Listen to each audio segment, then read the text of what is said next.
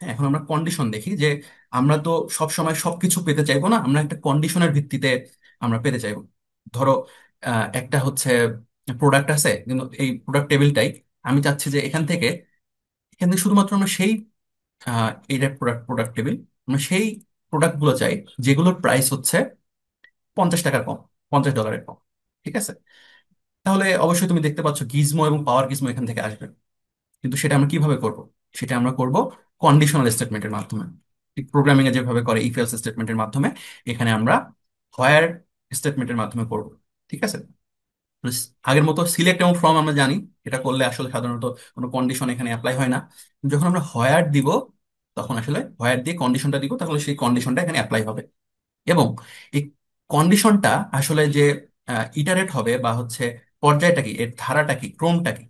ক্রমটা হচ্ছে দেখো, যখন আমরা এ পর্যন্ত যেটা দেখছি সিলেক্ট আর ফ্রম, ফ্রম এর পর কি থাকে, টেবিল নেম থাকে। তাহলে ওই টেবিল নেমটা হচ্ছে প্রথমে এক্সিকিউট হয়, মানে আমরা প্রথমে দেখবো যে হচ্ছে আমরা তো সিলেক্ট করবো, কিন্তু কোথা থেকে সিলেক্ট করবো? আমাদের অবশ্যই একটা জায়গায় যেতে হবে। তো এই যাওয়ার জন্য প্রথমেই যে জিনিসটা সিকোয়েন্সটা মেনটেন হয় সেটা হচ্ছে টেবিলটা দেখো, এই যে 1 নাম্বার দিয়ে এখানে এটা বোঝাইছে যে হচ্ছে প্রথমে আমি ওই দ্বিতীয় স্টেটমেন্টে যাবো, মানে ফ্রম স্টেটমেন্টে যাবো। ফ্রম স্টেটমেন্টে গিয়ে টেবিলটাকে খুঁজে বের করবো, একটা ডাটাবেজে তো অনেকগুলো টেবিল থাকতে পারে। তো প্রথমত আমি ওই টেবিলটাতে গিয়ে টেবিলটা খুঁজে বের করবো, ফ্রম স্টেটমেন্টটা এক্সিকিউট হবে। তারপর ওই টেবিল থেকে কোন কোন ডাটা পেতে চাই, কোন কোন ডাটা পেতে চাই, যদি কন্ডিশন থাকে তাহলে সেই কন্ডিশনটা পরে এক্সিকিউট হবে। তারপর আমরা সব ডাটা পেতে চাই না, সব আমরা টাবল পেতে চাই না, সব রো পেতে চাই না, আমরা কন্ডিশন দিয়ে রো গুলো বাদ দিয়ে দেবো। এটা হচ্ছে দ্বিতীয় সিকোয়েন্স। তারপর যখন আমরা অনেকগুলো রো বাদ দিয়ে দিলাম, তারপর যে রো গুলো থাকবে সেই রো গুলো আমি শো করব সিলেক্ট স্টেটমেন্টের মাধ্যমে। তাহলে প্রথমে আমরা টেবিল খুঁজবো, টেবিলের উপর কন্ডিশনটা অ্যাপ্লাই করব, ওই কন্ডিশনটা অ্যাপ্লাই করে ফিল্টারিং হওয়ার পর তারপর যেগুলো থাকবে সেখান থেকে আমি সিলেক্ট স্টেটমেন্ট দিয়ে ওই অ্যাট্রিবিউট গুলো সিলেক্ট করবো। আশা করি বুঝতে পারছি, সহজ জিনিস। আচ্ছা, তো এটা প্রোগ্রামিং এর মাধ্যমে দেওয়া আছে। প্রোগ্রামিং এ তোমরা জানো লুপ কিভাবে কাজ করে, কন্ডিশন কিভাবে কাজ করে। তো এটা আমি যাচ্ছি না, এটা সহজ জিনিস, দেখলেই বুঝবা। আচ্ছা, তো যদি কোথাও তোমার বুঝতে কষ্ট হয় তুমি জাস্ট কমেন্ট করতে পারো, আমি চেষ্টা করবো সেটার উত্তর দেওয়ার জন্য। তো যেমন দেখো, এইখানে আমরা কি করছি, এখানে আমরা চাইছি যে হচ্ছে show all products info that will cost more than $100। তাহলে এটা থেকে $100 বেশি প্রোডাক্টগুলো ইনফো আমি পেতে চাই। ইনফো বলতে কি, সব ইনফো, হ্যাঁ। আচ্ছা, তাহলে $100 বেশি প্রোডাক্ট কোনগুলা? নিচের দুইটা। তো নিচের দুইটার আমি ইনফো পেতে চাই, তো আমি কি দিব? যেহেতু সব ইনফো পেতে চাই, তো সিলেক্ট স্টার, মানে সব ইনফো পেতে চাচ্ছি, সব অ্যাট্রিবিউট পেতে চাচ্ছি।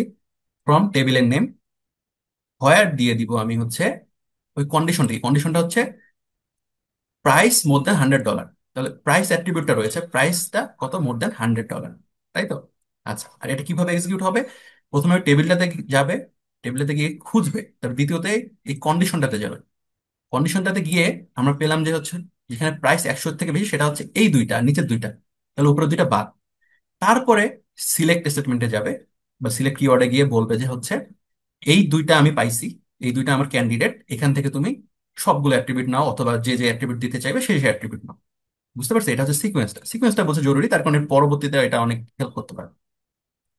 আচ্ছা, এরপর বিভিন্ন নাম্বার রেঞ্জ অপারেশন থাকতে পারে। কন্ডিশনে আমরা বিভিন্ন নাম্বারের রেঞ্জও ব্যবহার করতে পারি, বা কোন নাম্বার কোনটা থেকে বড় ছোট এটা ব্যবহার করতে পারি।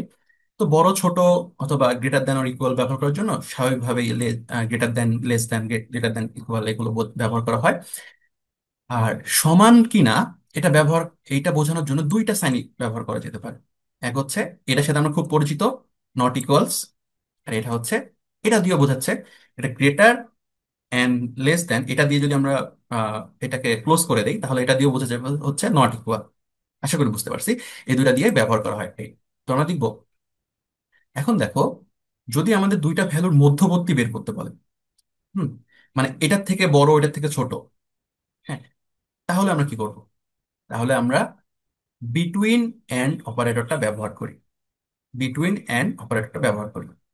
যেমন ধরো বলা যায় যে হচ্ছে তুমি আহ, এই প্রোডাক্টগুলো বের করে দাও যেগুলো হচ্ছে 50 টাকার বেশি কিন্তু 200 টাকার কম।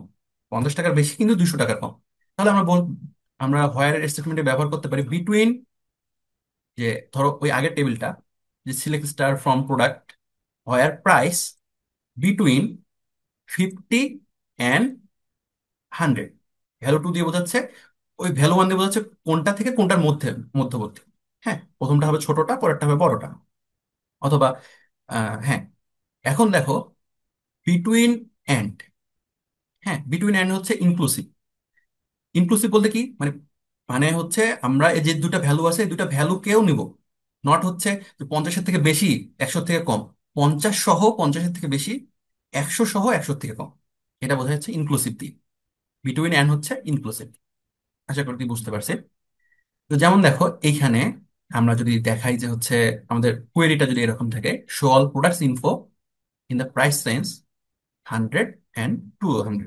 হ্যাঁ, তো তাহলে কি দিব আমরা? Price between 100 and 200। যে 100 এবং 200-এর মধ্যে দেখতে যাচ্ছে। তাহলে আমাদের এখান থেকে 100 এবং 200-এর মধ্যে শুধুমাত্র একটা প্রোডাক্টই পাবো, এই যে 149। Select select start from product price between 100 and 200। আশা করি বুঝতে পারছি। বিটুইন এবং বিটুইন এন্ড এর যে অপারেটরটা রয়েছে সেটার জাস্ট অপোজিটটা হচ্ছে নট বিটুইন এন্ড। মানে বিটুইন এন্ড যে কাজটা করে, নট বিটুইন এন্ড দিলে তার অপোজিট কাজটা করে, বা তার বিপরীত কাজ। তো এখন আমরা যদি দেখি যে হচ্ছে নট বিটুইন এন্ড কিভাবে কাজ করে, যে আমরা এই প্রোডাক্টে দিছি যে হচ্ছে এই যে আগের যে কোয়েরিটা ছিল যে 100 এবং 200-এর মধ্যে সবগুলো প্রোডাক্ট বের করে দাও, তাহলে সেটাতে বের করে দিলাম এই প্রোডাক্টটা। এখন যদি আমি বলি যে 100 এবং 200-এর মধ্যে নাই, 100 এবং 200-এর মধ্যে নাই এমন প্রোডাক্ট বের করে দাও, তাহলে আমরা কি দিব? তাহলে আমরা হোয়ার প্রাইস নট বিটুইন 100 and 200। তাহলে প্রাইস 100 এবং 200-এর মধ্যে ছিল শুধুমাত্র একটা একটা প্রোডাক্ট, কিন্তু প্রাইস 100 এবং 200-এর মধ্যে নাই এরকম প্রোডাক্ট কয়টা? এরকম প্রোডাক্ট হচ্ছে তিনটা। তাহলে আমরা আগের কুইরিটাতে যদি আমরা নট বিটুইন ব্যবহার করতাম, তাহলে শুধুমাত্র এই এটা বাদ যেত, সিঙ্গেল টাচটা বাদ যেত, যেটা 100 এবং 200-এর মধ্যে, বাকি তিনটা আমরা পেতাম। হ্যাঁ, ঠিক একইভাবে পরবর্তী যে কুয়েরিটা আছে, এই কুয়েরিটা হচ্ছে show all products info not in price range 10 and 200। মানে 10 থেকে 200-এর মধ্যে নাই এমন প্রোডাক্টগুলো দেখাও। তাহলে দেখো 10 থেকে 200-এর মধ্যে নাই এমন প্রোডাক্ট কিন্তু শুধুমাত্র একটা। নাই এখানে বলছে, কিন্তু নাই আছে বলে নাই। আছে থাকলে হচ্ছে বিটুইন এন্ড ব্যবহার করতাম। যেহেতু বলছে নাই, এই রেঞ্জের মধ্যে নাই, তাহলে নট বিটুইন এন্ড ব্যবহার করবো। তাহলে যখন আমরা নট বিটুইন 10 and 200 ব্যবহার করব, তখন 10 এবং 200-এর মধ্যে এই তিনটা ছিল, এই তিনটা বাদ যাবে, যেটা 10 এবং 200-এর মধ্যে নাই, মানে মাল্টি টাচ এই প্রোডাক্টটা আমাদের শো করবে। তো আশা করি এটা বুঝতে পারছি, ঠিক আছে। এই লেকচারটা যেহেতু বড় হয়ে যাচ্ছে, এর পরবর্তী পার্ট আমরা পরের লেকচারে কভার করবো। তো দেখা হচ্ছে পরবর্তী লেকচারে।